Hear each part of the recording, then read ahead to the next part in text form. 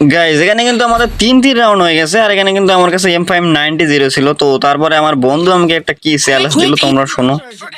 বন্ধু তুই শুনলাম নাকি M590 দিয়ে ভালো খেলিস, তো এই ম্যাচে M590 দিয়ে এইস করে দেখা তো দেখ কেমন পারিস, তাহলে মনে করো যে তুই ভালো প্লেয়ার, ঠিক আছে?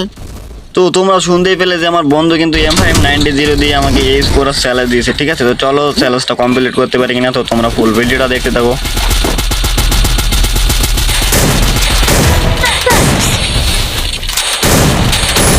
First blood.